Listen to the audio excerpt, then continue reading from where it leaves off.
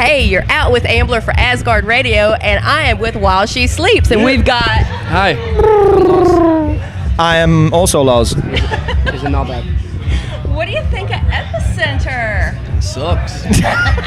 It's fucking shite. Nah, it's really shite. cool. We're actually doing a few festivals. We're currently out here with supporting a band called Architects from the UK. No, we're not. So we were supposed to play Rockville the other day, and it stormed, so we didn't get to play. So this is actually our first US festival around this time. So not ever, but like. Alright. So It is ever.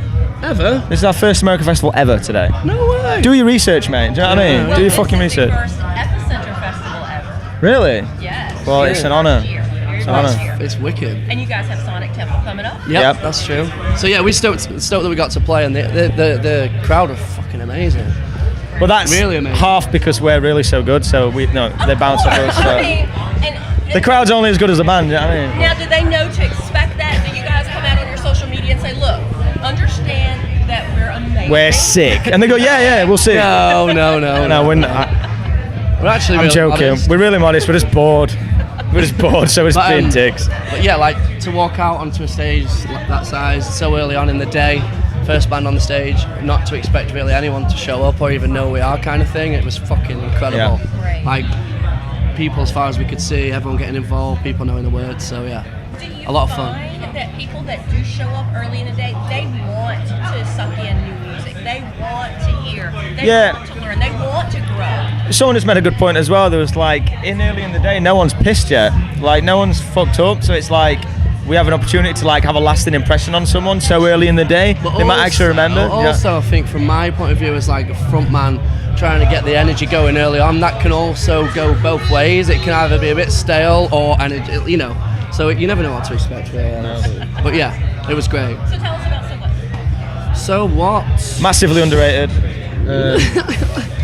It's not really. I think So What for us sort of took us out of our comfort zone a little bit, wanted to try something slightly different, try and step out of the metalcore box that we get put into, and just experiment a bit more, and we like to keep our fans and ourselves on our toes, on everyone's toes in terms of like what to expect from the band, and and hopefully that makes us a current and exciting artist, But I think So What in its title, Sean has a really good way of explaining the sort of meaning behind why we called it So What. It's not just So What, It's Yeah, a bit it's more in there. so about like. So it sounds pretty flippant. But That was but kind of the it's really idea. not, yeah, That was like it's a really- facade at the front of it to get people's attention.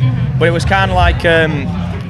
Sometimes you have to understand that people have so many opinions on life, different ways of looking at it, etc., that no one really takes into consideration that if you have an idea, that doesn't mean that you're right. That doesn't mean that you're right, especially because someone across the world may have their view on something. Exactly. So everyone kind of holds their own truth in a way, and that can go down to anything. Even for as far as like, if you don't like a certain type of food, no one's going to tell you don't like it. You just don't like it, whatever. So the So What is kind of like, so what about my views and so what about your views? Thank you. Everyone's okay to have their own view on doing however they want to do life. Should be allowed to without the Because trouble. don't you find in social media, for example, people blast others for Of course, the way they do not believe Exactly, in the way and it's not exactly fair, what yeah. you're saying is You have your great. own truth regardless if someone thinks it's terrible, as deep as it goes, but you're allowed to have that opinion.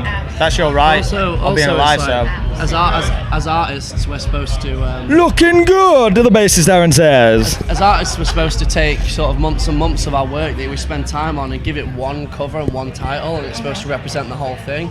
But it's like, really, it's like, what is the album sounding like and stuff that's really important. So that was kind of the artwork being on the front. It's quite basic and it's quite like, who cares, so what?